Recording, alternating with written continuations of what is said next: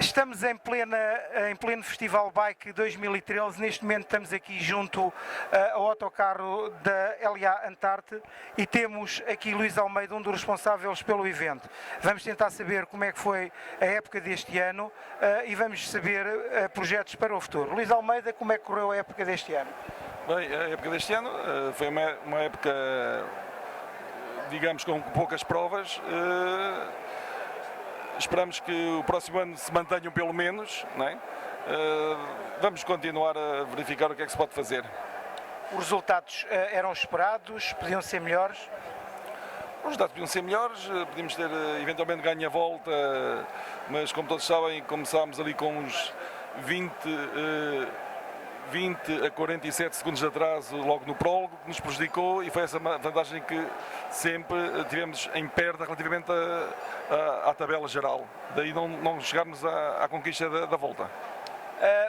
Projetos para o futuro, o que é que nós vamos ter em 2014? Em 2014, depois vamos manter, temos eventualmente mais algum projeto, mas por agora não se pode ser divulgado ainda. Oportunamente, se concretizarmos a ideia, será divulgado. O ciclismo em Portugal, como é que ele está? Como é que vês o ciclismo atualmente? O ciclismo em Portugal, vamos ver, o ciclismo competição atravessa graves dificuldades como o país está a atravessar. O cicloturismo e o ciclismo de lazer está em forte expansão, nunca visto.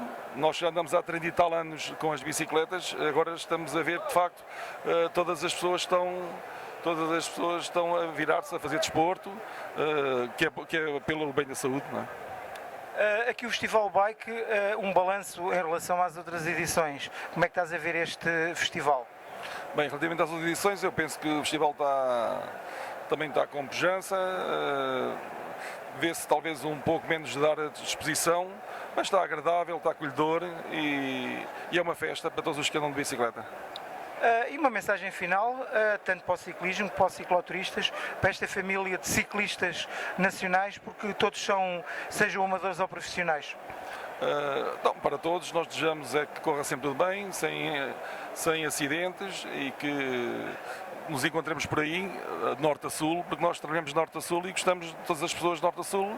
Bem sabemos que por vezes há pessoas que tentam fazer a diferença entre o norte e o sul e que nós não aceitamos. Portanto, nós estamos satisfeitos em correr em qualquer parte do país.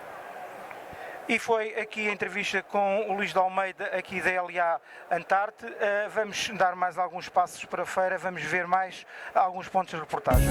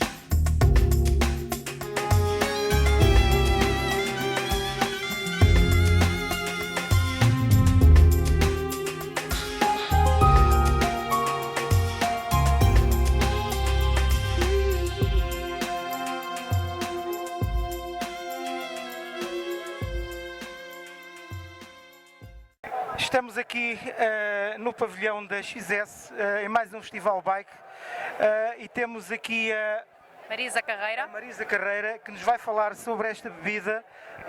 Queremos saber um pouco qual é a inovação desta bebida, qual é o sabor que tem e os desportistas o que é que podem contar. Ok. Esta bebida está cá em Portugal a partir deste ano. Nos Estados Unidos da América já existe desde 2001, tem muitos sabores.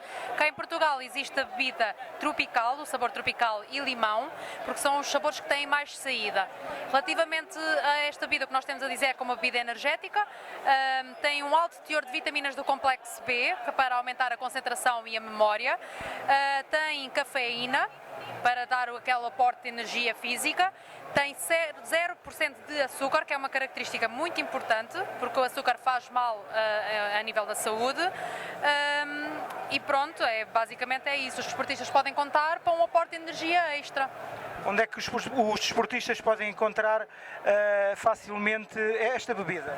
Esta bebida está à venda através da venda direta, portanto podem entrar em contacto connosco através do e-mail xsteam.nutrilite@gmail.com ou através do contacto telefónico 91 40 98 038.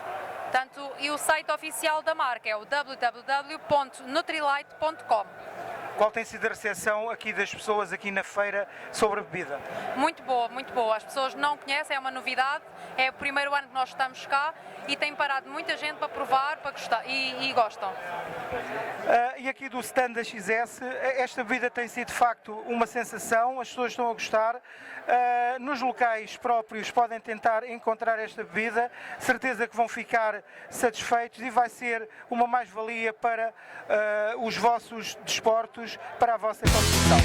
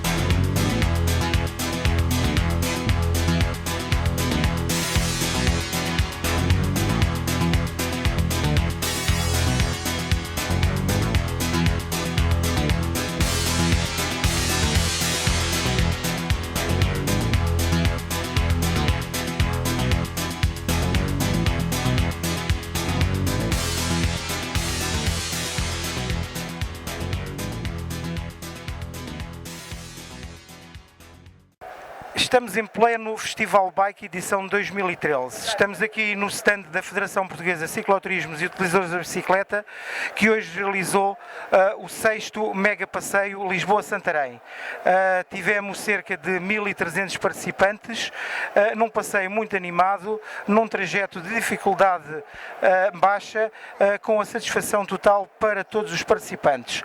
Temos aqui ao nosso lado José Manuel Caetano, Presidente da Federação Portuguesa de Cicloturismo e Utilizadores da Bicicleta, que vai fazer um balanço deste passeio. José Manuel Caetano, o passeio, a 6ª edição deste ano, como correu? Correu com um excelente tempo, com muitos participantes, sem acidentes, o que quer dizer que nós estaremos cá para o ano outra vez, se esta feira vingar, como tem vindo a vingar, não é? E achamos que vamos aumentar a participação, pese embora alguma dificuldade que as pessoas possam ter, termos de deslocação, que são sempre custos acrescidos à vida das pessoas, mas vamos ter com certeza um evento ainda melhor que este, que foi sensacional do meu ponto de vista. As atuais alterações ao Código da Estrada, o que é que vem beneficiar para todos os ciclistas? Então, as alterações, a bicicleta passa a funcionar como se fosse um outro veículo motorizado na via pública, é considerada como tal. O utilizador da bicicleta deixa de ter que circular o mais à direita possível, pode circular como circula qualquer outro veículo na via pública. Os automobilistas passam a ter que respeitar uma distância de 1,5 m entre o ciclista e o próprio veículo que vai a conduzir, portanto tem que ter alguma precaução ao passar por um utilizador de bicicleta, e há uma série de outras facilidades que vêm a beneficiar o uso da bicicleta. O circular a pé, o circular a par também é de bicicleta. Há várias outras medidas, pequenas medidas que pareciam que não tinham grande importância, mas que favorecem o utilizador de bicicleta. Mas mais que isso, é os próprios utilizadores de bicicleta e os utilizadores de bicicletas automobilistas explicarem entre si, quer aos automobilistas, quer aos utilizadores de bicicleta, as mudanças que se estão a processar agora no Código da Estrada, porque se isto não for bem divulgado, as pessoas acabam por nunca pôr em prática os seus direitos, não é? Ao fim destes anos todos, isto acaba por ser uma grande vitória e reconhecido o trabalho que a Federação tem feito. Naturalmente, isto é... Houveram aqui várias entidades de diversa ordem que colaboraram para isto, públicas, privadas, etc. E nós mesmos, claro, nós há 16 anos esta parte que fomos o motor desta ideia, portanto, desta luta. Já tínhamos conseguido alguma coisa, que foi a prioridade nas rotundas e o permitir as crianças serem transportadas em cadeirinhas de bebê. Portanto, isto já é o trabalho continuado de alguns anos, 16 anos pelo menos. Quais os novos projetos para o futuro e o que é que ainda vamos ter este ano? Bom, este ano vamos ter, no dia 24 de novembro, o Festival da Bicicleta Solidária no Terreiro de Paço em Lisboa. Convidamos toda a gente para uma grande festa de bicicletas. Vão estar envolvidas bicicletas antigas, bicicletas de todo o terreno, bicicletas de estrada, bicicletas para crianças, música, um concerto, etc, etc. Várias coisas. Em final, uma mensagem para todos que estiveram aqui presentes e para o futuro. Então na esperança que as pessoas continuem com vontade de pedalar e que possam usar a bicicleta com mais segurança, como é o caso, e que estejam atentos ao nosso próximo calendário do ano 2014, que vamos manter o mesmo nível de intervenção, organizando grandes eventos de grande qualidade. E nós vamos terminar esta reportagem com a saída e a terminar este mega passeio que ligou de facto Lisboa a Santarém. Para o ano vamos ter novamente mais um evento. Até lá, esperemos boas pedaladas e um bom regresso a casa para todos.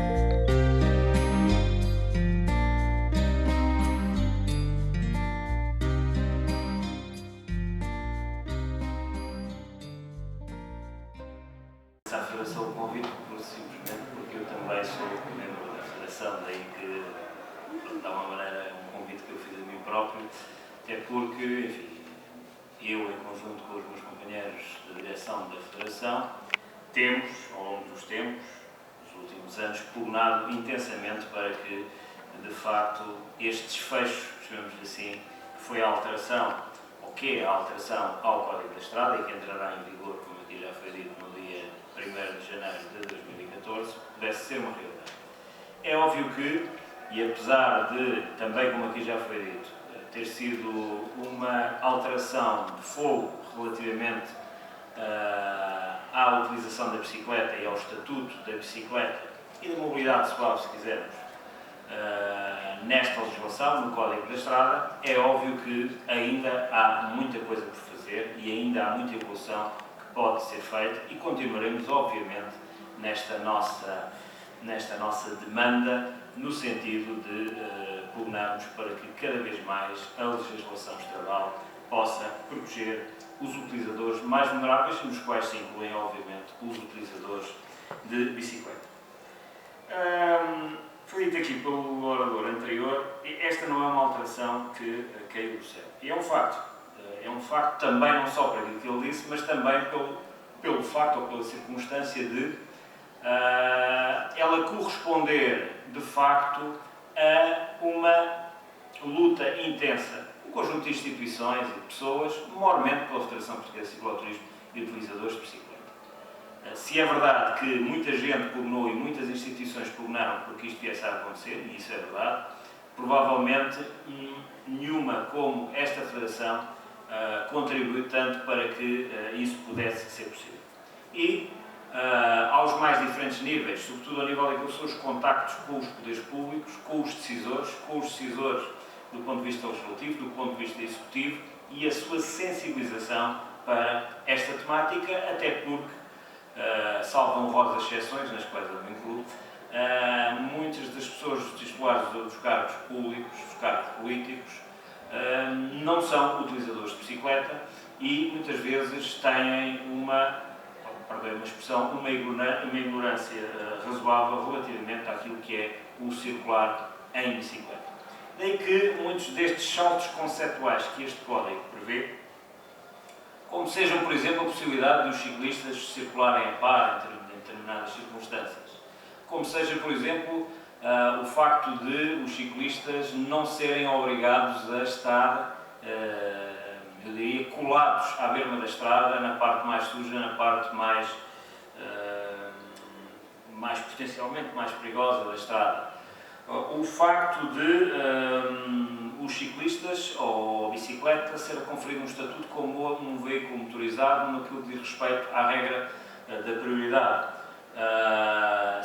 Eram questões que às pessoas lhes fazia essas pessoas muita espécie, no sentido de que achavam que isso seriam, segundo a sua concepção daquilo que é o bom senso, seriam coisas antinatura, quando na realidade, para um ciclista, são exatamente o contrário, isto é, são regras de bom senso, são regras que defendem o ciclista na estrada.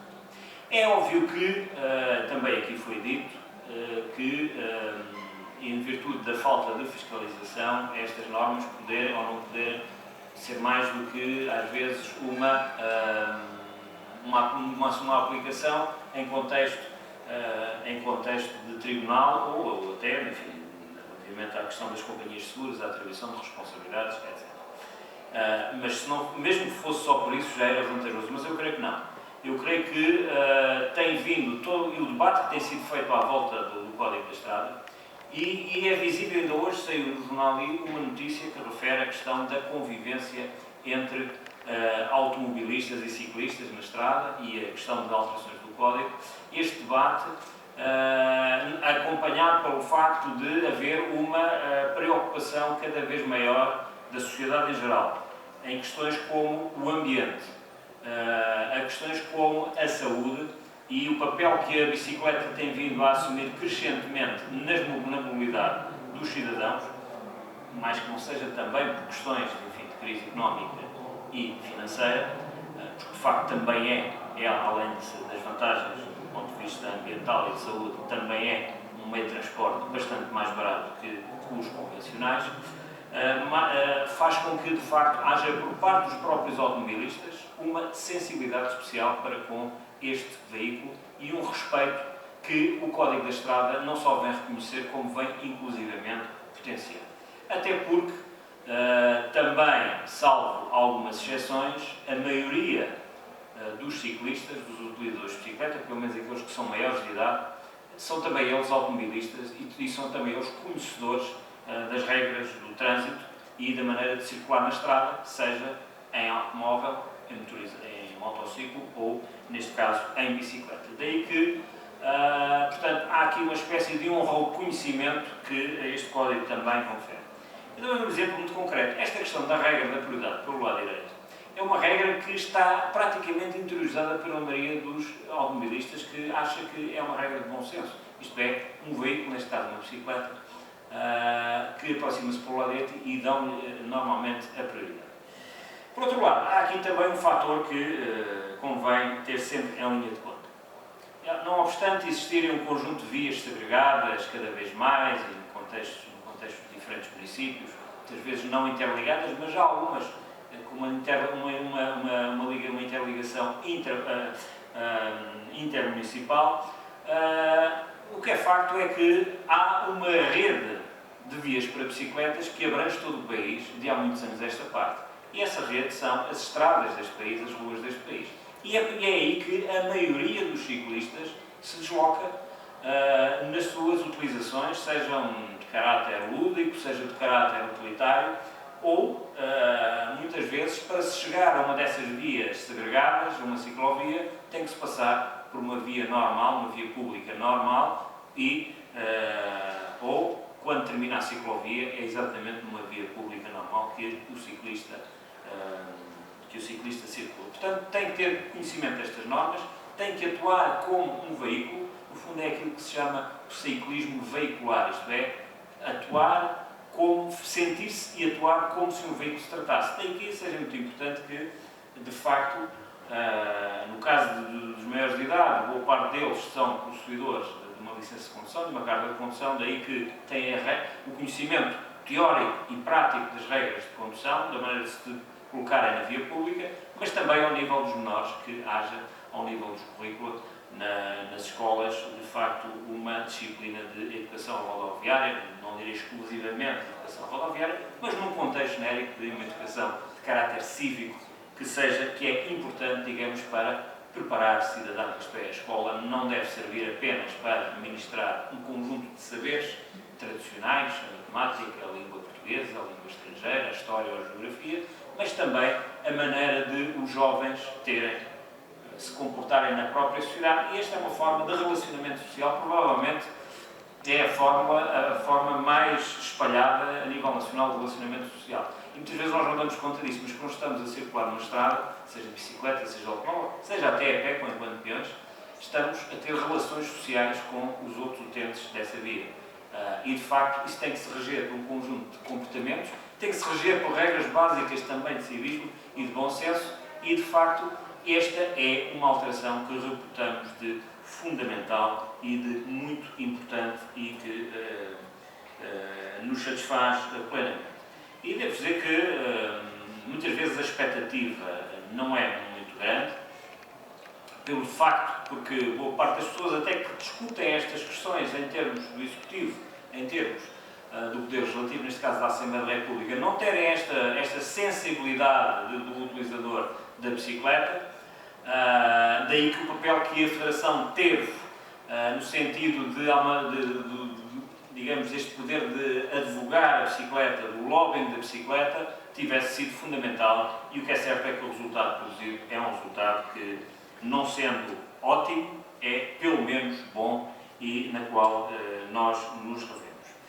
De facto, há aqui também um conceito, já aqui foi abordado, que eu creio que deverá ser o próximo passo, e que tem a ver, de facto, com esta proteção do utilizador mais sensível, isto é, e uma certa hierarquização das relações, destas relações sociais que se estabelecem na via pública, na estrada, entre os diversos componentes e, digamos, entre o calibre dos diversos componentes. Isto é certo que A bicicleta é um veículo, tem que ser encarada como um veículo, mas é forçosamente um veículo diferente, por exemplo, de um caminhão.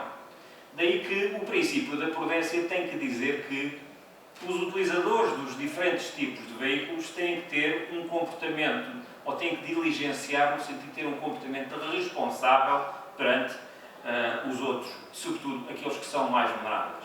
Um automóvel ligeiro é mais vulnerável que perante um caminhão, tal como um motociclo é mais vulnerável perante um automóvel ligeiro, tal como uma bicicleta é mais vulnerável perante um motociclo e, se quisermos chegar ao fim da linha, tal como um peão é mais vulnerável do que uma bicicleta. Daí que todos eles tenham que ter, digamos, especiais deveres de diligência no comportamento uns perante os outros. E que este princípio que aqui foi também já falado, na designação inglesa de strict liability, isto é, quando temos um veículo nas mãos e quanto mais pesado for esse veículo, que se move a uma velocidade considerável, maior tem que ser o sentido de responsabilidade, que a responsabilidade de um determinado acidente, salvo prova em contrário, e este direito de defesa tem que estar sempre assegurado, digamos que seja atribuído ao veículo que tem maior peso. E, de facto, muitas vezes, se um automobilista atropela um peão fora da passadeira, a culpa não é forçosamente do peão. Muitas vezes houve, digamos, ali um excesso de zelo por parte do automobilista, no sentido de dizer que ele não tinha nada que passar ali, ele tinha a passadeira para passar. Pois é, mas muitas vezes o peão estava distraído e não tem que ter propriamente uma sentença de morte por esse facto. Portanto, tem que haver aqui um especial dever de diligência e de adequação, muitas vezes, da velocidade em função da via e em função do veículo que se conduz. Porque senão, de facto, muitas vezes o automóvel pode ser encarado como uma arma. Isto é, o automóvel é usado para ir do ponto A ou do ponto B, é um veículo, com um automóvel nas mãos eu posso fazer vítimas, posso atropelar um peão, posso atropelar um ciclista, posso ter inclusivamente um acidente com um outro automóvel e isso causar vítimas que podem inclusivamente causar danos mortais. Nesse sentido, há aqui um especial dever de responsabilidade de quem usa esse veículo, no sentido de atuar diligentemente com toda a prudência que seja considerada necessária para proteger, sobretudo, os utilizadores mais vulneráveis. Daí que esse é, quanto a nós, o próximo passo, aquilo que não ficou ainda consagrado, mas que alguns códigos da estrada de alguns países já o consagram. Ainda que, devo dizer, com orgulho, por um lado, enquanto membro da direção da Federação Portuguesa de Cicloturismo, com orgulho enquanto membro de um órgão legislativo, neste caso a Assembleia da República, e com orgulho também enquanto ciclista e enquanto português, que neste momento, ou melhor, a partir do 1º de janeiro de 2014, teremos uma legislação, um Código da Estrada, que naquilo que diz respeito à mobilidade suave e à utilização de bicicleta, está na vanguarda daqueles que são as legislações estradais, digamos assim, de um conjunto de Estados, de países, designadamente Estados-membros da União Europeia, e que de alguma maneira foram esses que, em termos de direito comparado, o legislador procurou seguir, porque no fundo não há que reinventar a roda, digamos, havia que aplicar, neste caso, no contexto da República Portuguesa, essas normas que já estavam em vigor noutros países. Portanto, foi muito importante, é muito importante, mas é óbvio que não ficaremos por aqui e procuraremos continuar a pugnar, porque cada vez mais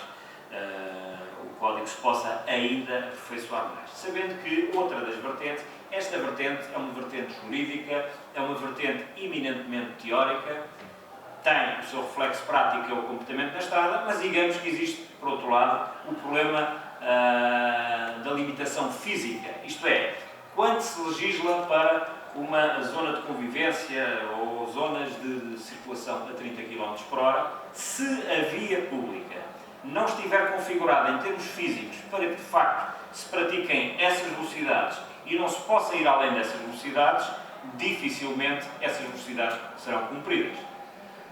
Toda a gente sabe que na autoestrada existem muitas viaturas que circulam acima dos 120 km por hora.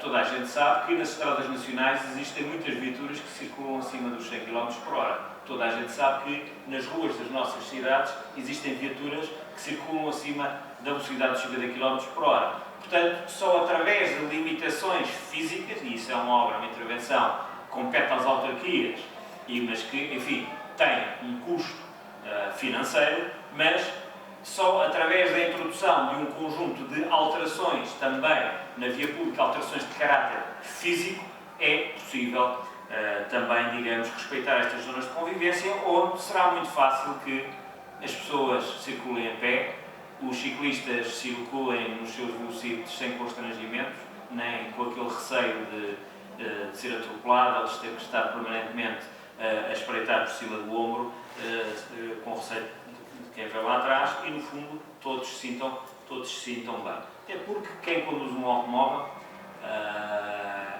também ele, quando estaciona um automóvel e sai da viatura, também ele se transforma num peão, também ele se transforma num utilizador vulnerável, embora que muitas vezes, quando está atrás do volante, o esqueça rapidamente. Que há uns anos vi um especialista sueco que veio a Portugal. Felizmente o panorama neste momento é diferente e todos nós que andamos nas estradas, seja de bicicleta ou seja de automóvel, temos notado essa diferença. Há cada vez mais, digamos, uma noção cívica da circulação, desta relação social que é andar na rua e andar na estrada.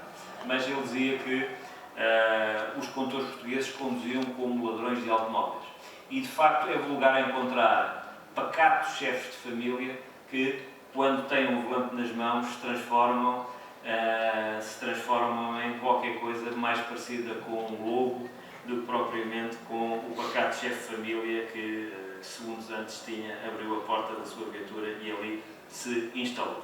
Daí que também seja importante, e enfim, cabe às autoridades, mas cabe também a instituições como a Federação Portuguesa de Cicloturismo e outras, a divulgação, não só junto dos ciclistas, mas junto do público em geral, destas novas normas e pugnando, por um lado, que haja uma convivência sã e pacífica entre todos os meios de transportes. Não cabe na cabeça de ninguém que as bicicletas vão substituir os automóveis.